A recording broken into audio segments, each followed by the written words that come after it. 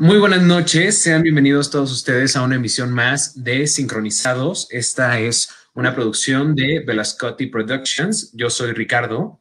Y yo soy Dariana. Y esta noche tenemos una invitada muy especial aquí entre nosotros. Es nuestra invitada, dígame la redundancia, la licenciada Erika Grajeda, quien nos acompaña en colaboración con psicólogos de Ciudad Juárez. Muy buenas noches, licenciada. Bienvenida. Buenas noches, muchas gracias por la invitación y vamos a abordar temas muy interesantes el día de hoy para todas las mamás que están por ahí viendo el programa. Sí, de hecho, Dariana, ¿por qué no nos platicas qué tema vamos a tratar el día de hoy para ir entrando un poquito más en calor? Sí, ok. Bueno, vamos a hablar un poquito sobre cómo tratar con niños berrinchudos. ¿Cómo le haremos? A ver, la psicóloga que nos diga cuál es la mejor manera de tratar un berrinche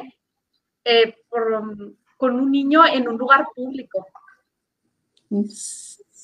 Fíjate, primero que nada tenemos que ver qué es un berrinche. Okay. ¿Qué es lo que significa un berrinche, no? Bueno, hay diferentes definiciones de lo que es como tal la palabra berrinche, no es como un término que utilicemos nosotros en psicología, ¿no? ¿Por qué? Porque hay diferentes causantes de la irritación de los niños, pero es una palabra que coloquialmente conocemos como esta manifestación de enojo y de ira que tienen por lo generalmente los niños pequeños, pero no solamente los niños pequeños, hay adultos que todavía hacen berrinche, ¿no? Entonces es como esta forma de que una persona manifiesta de manera visual que se siente incómoda, que se siente mal, que se siente enojada. Es una forma en la que nosotros podemos ver que alguien no está bien, no está cómodo. ¿Y cómo lo vemos? Principalmente lo vemos en niños pequeños. Nosotros tenemos como que un rango de edad. Se ven más en niños muy, muy pequeñitos que van de los 0 a los 3 años. Estos son los niños que consideramos que niños que podrían estar berrinchudos. ¿Por qué? ¿Por qué lo decimos así? Porque esta es la edad en que los niños no tienen lenguaje todavía, están adquiriendo el lenguaje.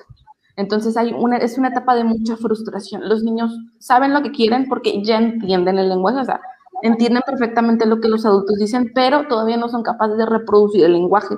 ¿Qué quiere decir? Que saben lo que quieren, saben qué contestar, pero no te saben contestar. Entonces, esta etapa en la que no aprenden a hablar es muy frustrante, más en niños como que van de los 2 a los 3 que ya dicen algunas palabritas, entonces se frustran demasiado y al no saber expresarse, entonces hacen muchos berrinches. Ese es como que el pico, ¿no? De los niños berrinchudos son de los 0 a los 3 años y después vemos que van decreciendo.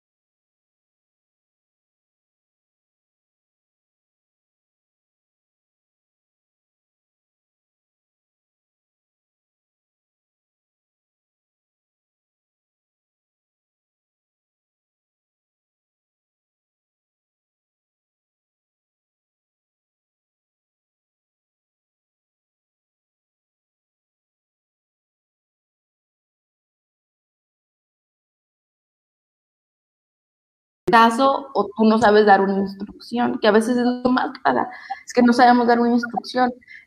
Por ejemplo, lo que decía, siempre hay que dar frases cortas. ¿Cómo hago que mi niño me haga caso? Le doy una frase corta. Si quiero que recoja sus zapatos, recoge tus zapatos. Es una frase corta, una frase concreta. Entonces no le voy a explicar 20,000 cosas de por qué es bueno recoger el zapato, entonces no, porque entonces perdemos la atención completa del niño. Entonces, ser súper concretos con la información, dárselos en frases cortas, específicas, no dar muchas órdenes. A veces somos como que haces esto, haces esto, haces esto, haces esto, esto, esto, ya. El niño a la mitad de la primera orden ya lo perdimos. Y ver mucho como que los distractores, ¿no? Estamos hablando y está la tablet, está el teléfono, está la computadora. Entonces, claro que está medio viéndote acá, pero está viendo allá, entonces no te está poniendo atención. ¿Cuál es la mejor forma de saber que un niño te está poniendo atención? Te está viendo a los ojos. Así de principio, ¿no? Entonces, aquí hay algo bien importante que siempre decimos de ponernos como que al nivel del niño. Esto es bien importante. No se trata de ponernos al nivel como que el niño estuviera inferior a nosotros. Entonces, como que ahí va como... Siempre siento que hay como esa confusión. Ponernos al nivel del niño no es creer que el niño es inferior o que tiene capacidades inferiores. Es literalmente ponernos a un nivel donde él nos esté viendo. Porque más en esta etapa en la que están aprendiendo el lenguaje de los 2 y los 3, es bien importante, ellos ya la interiorizaron, pero siguen aprendiendo y aprenden por cómo se mueve tu boca. Entonces, si escuchan palabras sueltas, no les hace sentido. Tienen que verte a los ojos, ver cómo se mueve tu boca, y entonces la instrucción se va a hilar mucho más rápido. Entonces te pones a su nivel físico, que te vea a los ojos y da su instrucción. De hecho, con simplemente hacer eso es más probable que el niño vaya a hacer lo que tú le estés pidiendo, porque la instrucción se recibió. Entonces te digo, una instrucción de una en una, me pongo a su nivel físico, lo veo a los ojos, que me esté viendo la boca y doy esa instrucción. Entonces, puede pasar que no te haga caso. Entonces, ¿por qué? Puede ser por 2 cosas, porque no te entendió la instrucción. O sea, o no sabe cómo hacerla o no te la entendió. Entonces, aquí viene donde tenemos que tener mucha paciencia y decir, bueno, no sabe, no es que no quiere, es que no sabe, o no sabe cómo hacerla o no me entendió lo que le dije. Entonces, replanteamos palabras que tal vez no pueda entender y le mostramos de manera física cómo se hace. ¿Sí? Entonces, eso es para las primeras ocasiones, porque a veces podemos estar creyendo que realmente el niño sabe hacer algo que no sabe hacer. Y son cosas muy simples, ¿no? Como recoge algo. Tal vez el niño no sabe el concepto de qué recoger. Es muy simple, ¿no? Entonces estás, recógelo, recógelo, recógelo. Y no sabe qué recoger. Si tú le dices, mira, lo agarras y lo pones aquí y se lo explicas 2 o 3 veces, entonces ya va a tener como esa base, ¿no? De decir, y lo conjuntas con un movimiento físico. Estamos hablando de una etapa de un niño muy pequeñito, de 1 a 3 o 4 años, que sí se le compliquen este tipo de cosas. Entonces, es bien importante enseñarles así físicamente con el ejemplo y asegurarnos de que nos esté entendiendo, porque les digo, a veces, muchas veces los niños no entienden lo que les estamos tratando de decir o pedir. Y, por ejemplo, una bien importante que les iba a decir, nunca contradigan una instrucción con otra instrucción. Y eso nos pasa mucho, mucho, mucho. En niños que ya no están tan chiquitos, ¿no? Como unos 5, 6, 7, 8 años. Lo más básico es que la mamá dé una instrucción y el papá dé otra instrucción. Entonces el niño está muy confundido porque hay autoridad en ambos papás. Entonces, ¿qué hago? No hago nada, me bloqueo. Porque hacer nada es mejor que hacer algo equivocado. Así de simple, ¿no? Entonces, mejor no hago nada. Entonces no lo va a hacer. Si tu mamá te dice que vayas a hacer algo y tu papá te dice otra cosa que lo contradice, en tu pequeño cerebro te bloquea. Ya, mejor me voy a ver tele porque no tiene sentido lo que está pasando. Sí, entonces lo eliminan. Entonces es bien importante no contradecir una instrucción con otra instrucción. Y a veces lo hacemos una misma persona, ¿no? Por ejemplo, la típica de la de no me contestes. ¿Y por qué no me contestas? Entonces, es una contradicción, ¿sí? Entonces, pero te contesto, no te contesto, y eso no pasa a los niños, lo pasa a los adolescentes más que nada, ¿no? Entonces, o te contesto o no te contesto, ¿sí? Entonces, no nos estamos explicando bien nosotros, no es culpa del adolescente o no es culpa del niño, es culpa del papá que nos está explicando lo que quiere decir. Ahí lo que quiere decir el papá es que no sea irrespetuoso, tal vez, ¿no?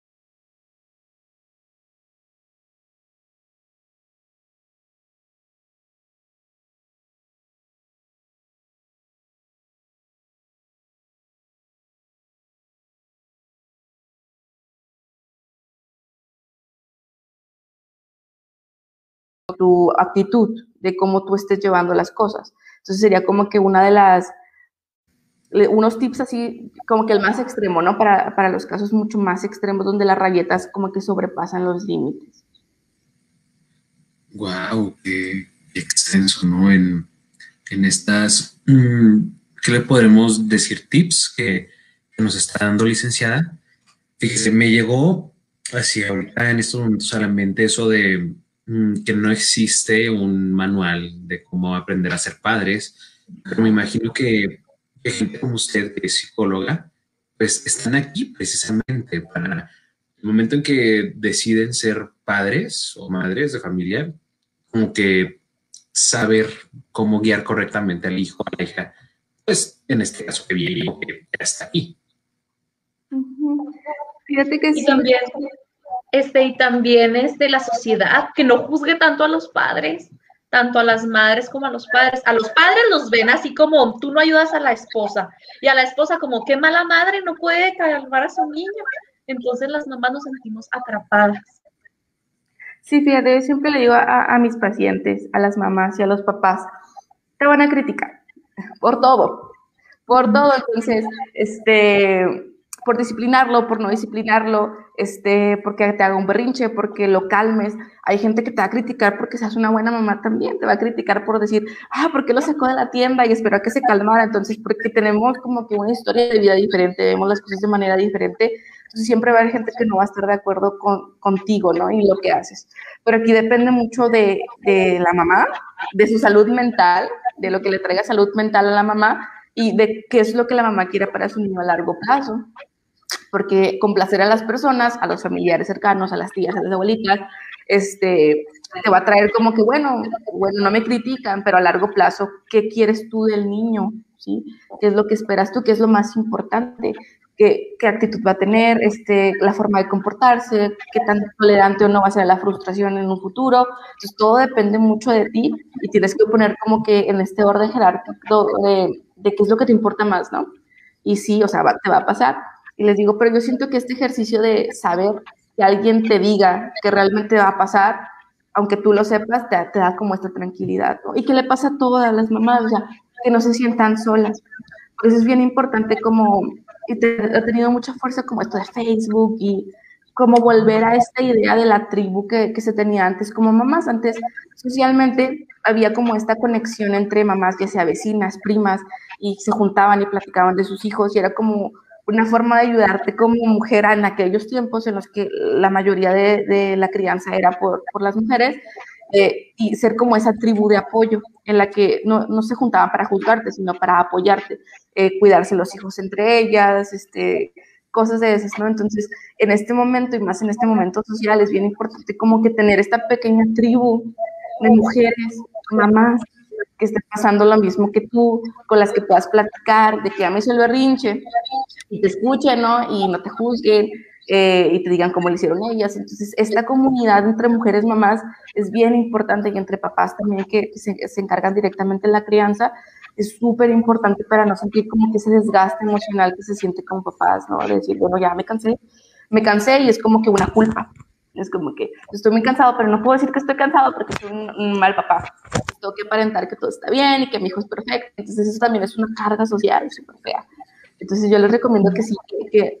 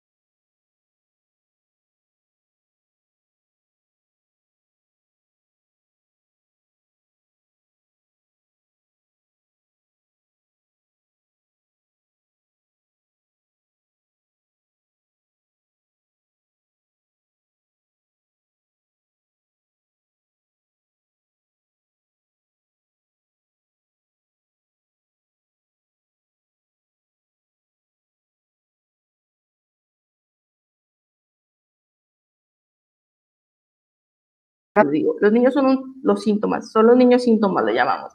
Si la familia tiene algún problema, nosotros vamos a ver el problema en el niño. El niño es berrinchudo, enojón, depresivo, entonces todo lo que está pasando en la familia, que la familia se la guarda, porque pues ya son más adultos, si pueden como que guardar esta apariencia, el niño no puede. Entonces el niño va a ser el síntoma de una familia que está mal, por lo regular, casi siempre, ¿no? Entonces se hace toda esta evaluación familiar, se dan opciones, si sale de nuestro control, por ejemplo, si es algo del desarrollo, porque puede ser algún problema del desarrollo, un problema neurológico, algún problema a nivel cerebral, se canaliza ya sea al neurólogo infantil o al psiquiatra infantil también. Entonces, pero el primer paso sería como una evaluación psicológica de qué pudiera estar pasando y si necesita evaluación psiquiátrica o evaluación neurológica, porque pues hay muchos trastornos, ¿no?, asociados a la violencia que son neurológicos, por ejemplo, el trastorno de déficit de atención, y todos sus derivados, ¿no? Y los problemas del desarrollo del lenguaje también causan mucha frustración, y a veces por lo regular se requiere un tratamiento integral, por ejemplo, que lleve su tratamiento farmacológico que le dio el neurólogo o el psiquiatra, y que estén aprendiendo como estas reglas sociales y de vida y de crianza y de todo ese tipo con el psicólogo infantil. Entonces sería como que el proceso a seguir, primero saber una evaluación, qué está pasando, porque depende mucho de cada caso, de cada familia, de cada historia, de cada niño. Bueno, sí es una muy buena recomendación y de hecho quisiera aprovechar ya que usted es psicóloga, no sé por qué me está llegando en este momento, ¿qué le podríamos decir a las personas que son escépticas respecto al tema de tratar con un psicólogo, en este caso a los niños pues que tienen problemas? Fíjate, es bien interesante ese tema, nos daría la vida, porque primeramente, pues la psicología no es como una religión, ¿verdad? No es como que puedas o no creer en ella, no es como que una fe, y eso es algo como que tiene su punto válido, claro. Esta duda nace porque la psicología nace inicialmente de la filosofía, entonces tiene mucho sentido que al principio creyeras o no en ella, porque está muy ligada a la filosofía y a esta parte como religiosa y espiritual. Con los años, gracias a los avances y a la cientificación de la ciencia, como de la psicología como ciencia, pues poco a poco se ha ido aceptando más, como se ha ido esta separación, ¿no?, de esta ciencia, no como una forma de vida o una forma ahí medio rara, sino una ciencia como tal. Entonces yo los llamaría mucho a que pregunten, a que se acerquen, todas las preguntas son válidas, hasta todas las etiquetas, estereotipos, todo tiene un porqué, porque lo ves así, ¿no? Pues algo que tú escuchaste, algo que viste en la tele, entonces todo tiene un porqué, tienes ese pensamiento. Entonces lo principal es que te acerques si tienes dudas de que si esto es una ciencia o no, o si es como algo que alguien que habla contigo y todo eso, pues entonces hay acercarte a alguien y preguntar, ¿no? Eso es lo primero que yo recomiendo, que no te quedes con la duda, porque a veces son dudas válidas, nosotros no tenemos por qué saber todo y nos quedamos con ideas que vamos agarrando de aquí y allá, pero sí yo les diría que en este sentido es una ciencia completa, que tiene sus metodologías y todo, entonces estamos basados completamente en el método científico, somos parte del área de la salud mental. Ahorita nos ha estado ayudando mucho que se está legislando, ¿no?, para que el psicólogo entre en muchas partes. Entre más presencia haya de psicólogos, más va a ser normal. Por ejemplo, ya los vemos en el Seguro Social, ya vemos psicólogos en las escuelas, ya vemos psicólogos en todas partes. Entonces, entre más psicólogos haya también, es más fácil que las personas se vayan identificando con esta figura como un profesional de la salud mental, que es lo que somos, profesionales de la salud mental, y identifiquen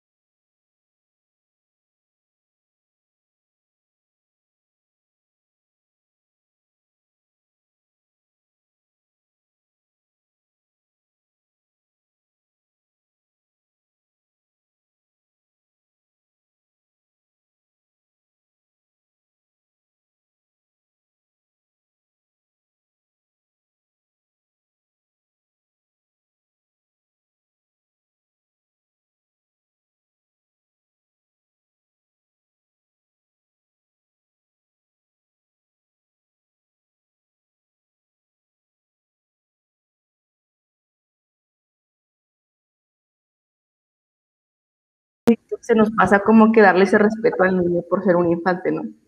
Es como que, bueno, mira, tú eres un niño, yo cuento ahí todo, le digo a tus papás sin decirte nada.